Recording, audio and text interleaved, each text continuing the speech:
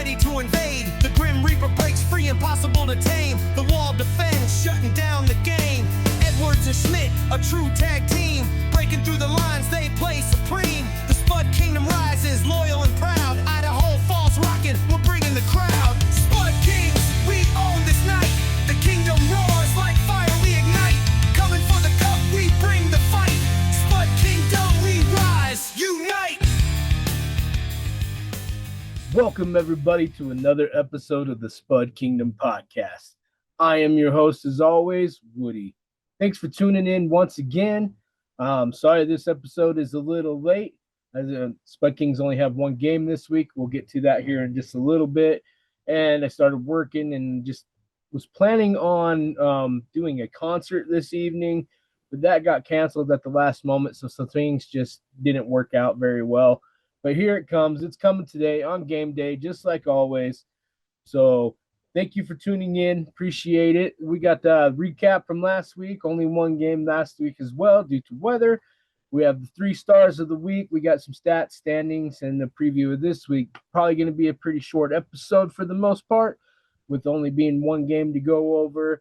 And really not much stats and everything. Not much changed, with the one game only. And then only one game this week. So, with that being said, let's get to the business. Only one game this week due to the weather, as I mentioned just a second ago. The second game versus Casper has been postponed. We don't have an exact date, I don't believe, as of yet, from what I have seen.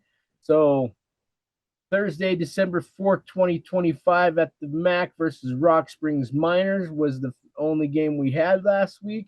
And this game was a major disappointment. It seemed that the Spud Kings played down to the competition, which I feel you cannot do in this division or in this league in general, because anybody can have a good night at any moment. You have to be dominant every single night if you want to be number one. So with that being said, first period, Spud Kings dominated the shots on the goal, but they were struggling to get them past the goalie. Rock Springs had 7 shots on goal. Spud Kings had 15. It would take almost the entire period, but the Spud Kings would score. At 17 minutes, 58 seconds, the Grim Reaper, Sam Grimaldi, gets the 7th of the year, and he was assisted on the play by Andrew Schmidt for his 14th and Braden Cunningham his 5th. This would be the only goal by either team in the period, and it would end 1-0, as there was only like a minute left, 2 minutes left when the goal was scored anyway. So second period, shot battle would be more even in this period. Rock Springs had 9 shots on goal. Spud Kings had 8. This would be a Rock Springs period, though, and it would start quickly. At 50 seconds, Nikita Bogdanov would get his 6th of the year, and he would tie the game at 1. And then half the period would pass before we would see another goal, and it would be the Miners getting it once again. At 13 minutes, 23 seconds, Arvid Hagstrom got his 9th of the year, and he put Rock Springs up by 1 at that point, broke the tie. The period would end 2-1, Rock Springs in the lead. Third period, Spud Kings would again dominate the shot battle, but it would come up empty-handed. Rock Springs had 6 shots on goal. The Spud Kings had 15. No goals in the period for either team. Even though the Spud Kings put up a bunch of shots, they looked a little flat all game and felt like they had no energy. It really felt like they were playing down.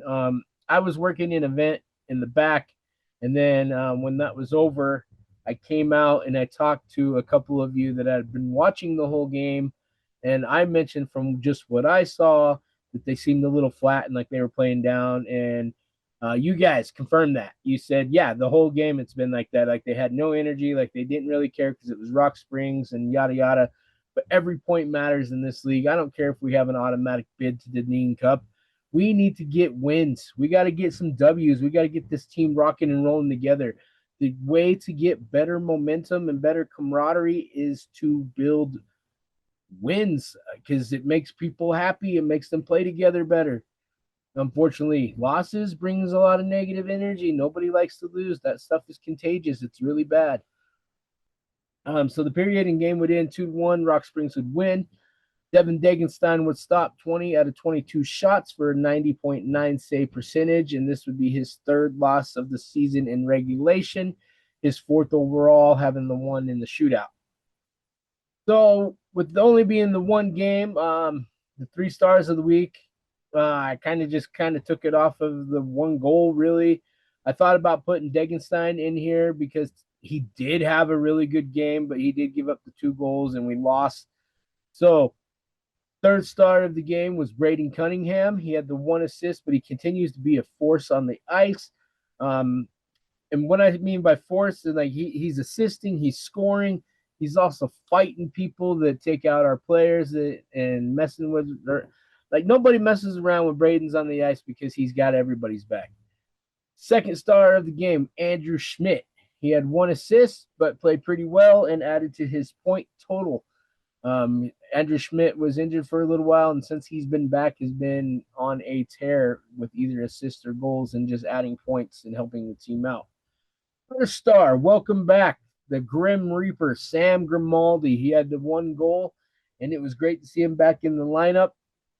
Unfortunately, that 1 goal wasn't enough to secure the win, but it got him my first star of the week. So third star, Braden Cunningham. Second star, Andrew Schmidt. First star, the Grim Reaper, Sammy Grimaldi. Stats, really no change.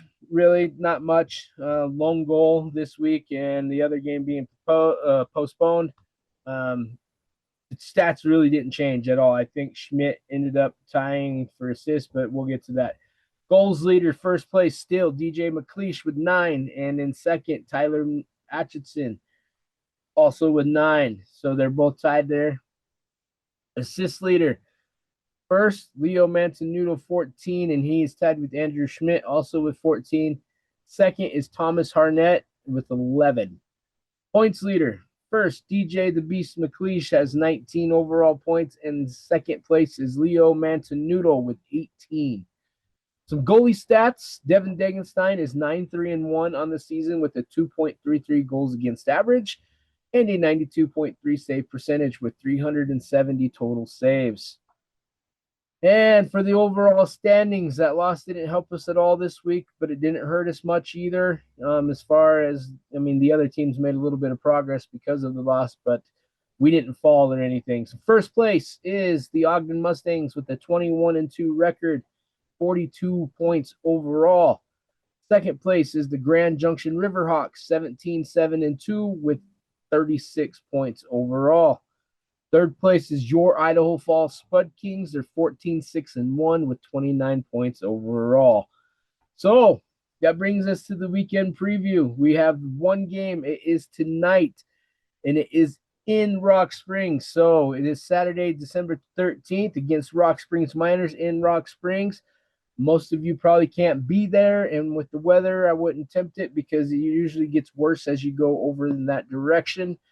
So if you can, watch on Black Bear TV. I know that some of our sponsors do carry the game, so if you want, get out there, have a date night, and go watch the game, have a burger, eat some wings, whatever it is, wherever you go, and enjoy some Spud Kings hockey. And of course, thank you guys for tuning in. I appreciate you each and every week. Without you, I cannot do this.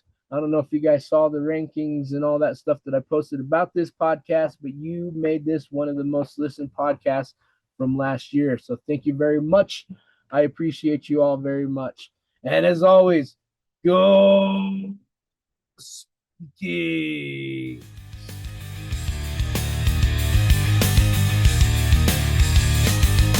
Rivals crumble as the anthem plays. The beast off the leash, setting the stage ablaze. Edwards with the setup, Schmidt with the strikes, Spud Kings on the rink, rewriting the hype.